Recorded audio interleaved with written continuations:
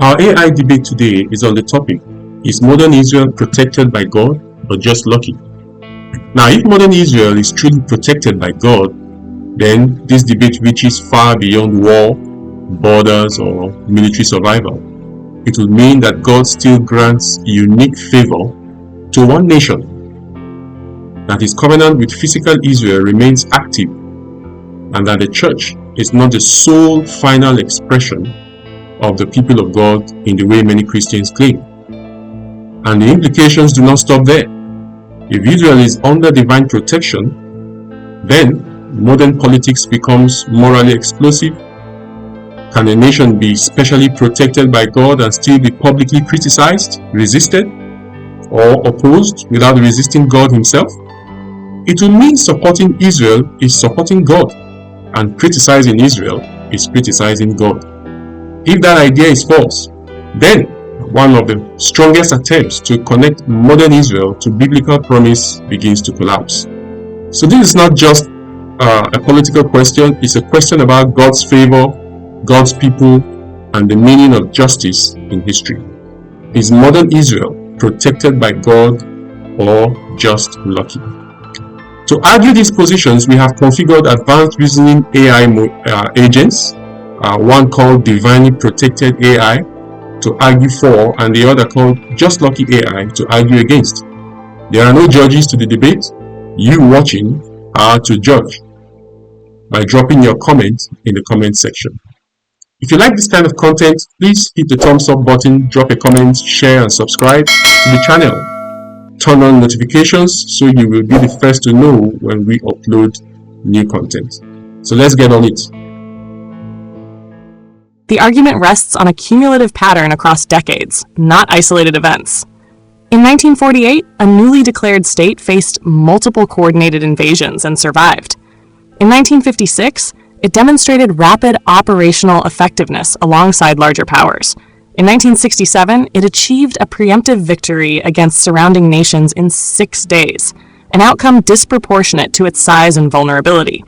In 1973, despite a surprise attack on multiple fronts, it recovered and preserved state continuity. Subsequent Lebanon conflicts and ongoing asymmetric threats show the same pattern: exposure to existential risk followed by survival and recovery.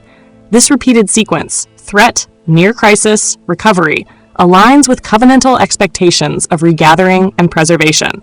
Military capability, intelligence, and alliances are real, but they function as instruments. The consistency of outcomes, despite changing enemies and conditions, suggests more than coincidence. It reflects a sustained, directional pattern consistent with divine protection working through history. Each cited conflict can be accounted for through concrete, sufficient factors. In 1948, Israel benefited from high mobilization, interior lines, and fragmented Arab coordination. In 1956, success was tied to coordination with Britain and France.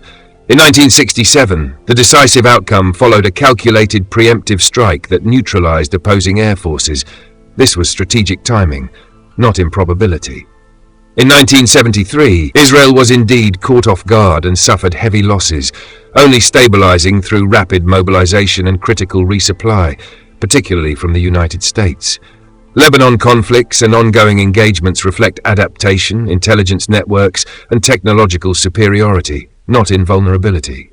Repetition here is not mysterious. Well-organized states with strong alliances often endure repeated conflicts. Framing this as divine protection is retrospective. Outcomes are interpreted after they occur. These events do not require a supernatural explanation. The natural causes already provide a complete and testable account. The distinction lies in recurrence under shifting conditions. In 1948, survival emerged amid organizational fragility. By 1967, success came through preemption. In 1973, recovery followed strategic surprise. Different variables, same outcome: preservation of state continuity. This is not a single explanatory model repeating, but varied pathways converging on the same result: survival against credible existential threats. If outcomes depended solely on natural factors, variability in inputs should sometimes produce terminal failure, especially given Israel's geographic exposure and hostile environment. Yet across decades, including asymmetric conflicts and persistent non-state threats, the pattern holds. Disruption, strain, recovery. This aligns with covenantal expectations of regathering and sustained preservation. Military capability and alliances explain mechanisms, but not the consistency of final outcomes. When diverse causes repeatedly yield the same directional result, it is reasonable to consider an underlying guiding continuity consistent with divine protection. The consistency you're pointing to does not exceed what we expect from a state with Israel's profile. Outcomes vary more than your framing allows. In 1973, initial failures were severe, with territorial losses and high casualties before recovery. In Lebanon, especially 2006, objectives were only partially achieved, showing limits rather than a uniform preservation pattern. These are not near impossible escapes. They are mixed results typical of prolonged conflict. Across cases, the same explanatory variables recur: rapid reserve mobilization, strong intelligence, air superiority, and sustained backing from the United States. These factors reliably increase survival probability. Repetition, therefore, reflects institutional strength and adaptation, not a hidden variable. Invoking divine protection adds no predictive power. Every outcome is reinterpreted to fit the claim. A model that explains all results equally well explains none specifically. The natural explanation remains sufficient. Okay. Is the appeal to prophecy a valid explanation or just a reinterpretation after the fact? Divine AI, can we hear from you? Appeal to prophecy is not inherently post hoc. It depends on whether the elements are specific, prior, and meaningfully aligned with later events. The Hebrew scriptures describe dispersion followed by regathering and national restoration, e.g., Deuteronomy 30, Ezekiel 36-37. These are not vague cycles, but directional claims. A people exiled globally, then reconstituted in their ancestral land with political continuity. Modern Israel's emergence and persistence, across 1948, 1967, and subsequent conflicts, fit that trajectory. This is not derived from a single incident, but from a sequence: regathering, statehood, repeated survival under threat.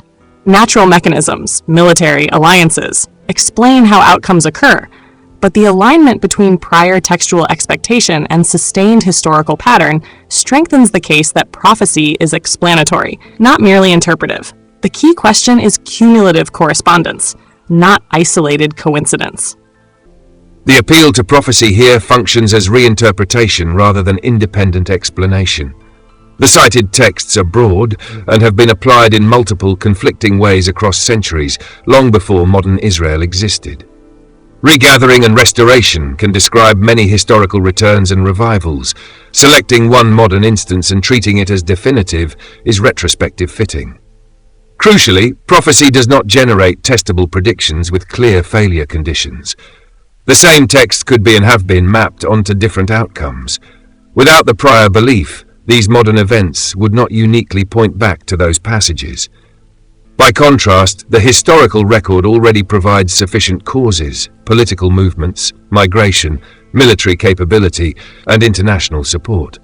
Invoking prophecy adds an interpretive layer, not an explanatory necessity. Okay. The next round.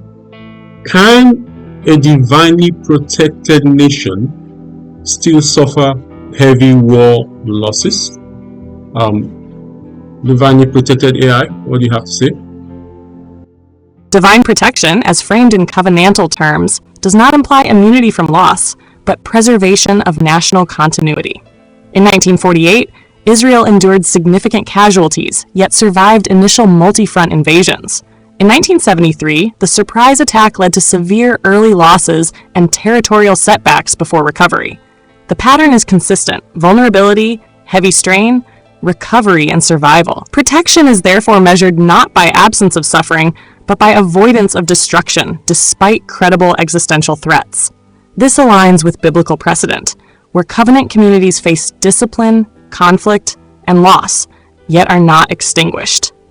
Military capacity and alliances remain operative, but they function as instruments within a broader pattern. The repeated outcome, state survival across decades of high-risk conflict, suggests that losses and protection are not mutually exclusive. Rather, protection operates through and despite adversity, preserving long-term continuity rather than guaranteeing short-term invulnerability. If protection allows heavy losses, surprise attacks, and near collapse, the concept becomes indistinguishable from ordinary state survival under pressure.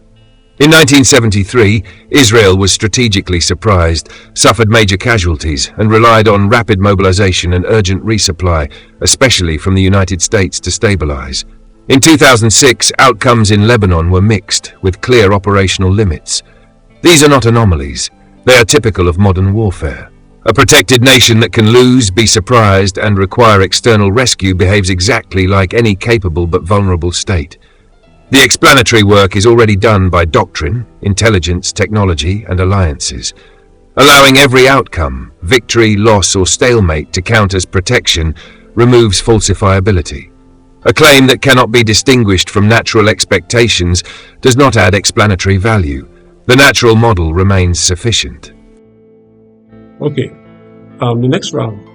Assuming, but not conceding, that Israel could be divinely protected, does modern Israel even meet the conditions of biblical obedience for the covenant blessing of divine protection to be said to be holding sway? Divinely protected AI? Covenantal protection in the Hebrew Scriptures is not strictly contingent on continuous national obedience. It unfolds in phases. Deuteronomy 30 anticipates disobedience, exile, and subsequent regathering, restoration initiated by divine action, not prior compliance. Ezekiel 36 explicitly frames regathering not for your sake, but to uphold God's name, followed by a future internal renewal. This sequence matters: regathering, preservation, eventual transformation. Modern Israel can therefore be situated within an in-progress covenantal arc, rather than a completed obedient state. Historical evidence: 1948 survival, 1967 consolidation, 1973 recovery, fits the preservation phase despite imperfect obedience. The presence of secularism or internal division does not negate the pattern. It aligns with prophetic expectations of partial fulfillment preceding full restoration.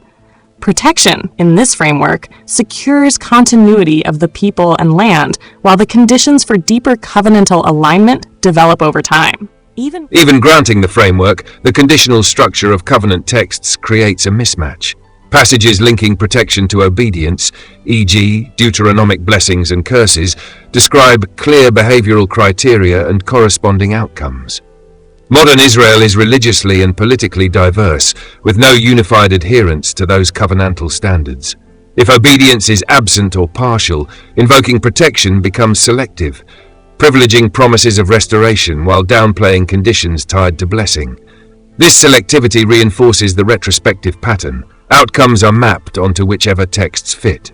Moreover, if restoration can occur not for your sake, then protection is decoupled from moral or behavioral criteria, weakening its explanatory precision. At that point, the claim risks becoming non-specific. Any state continuity can be framed as covenantal regardless of conduct.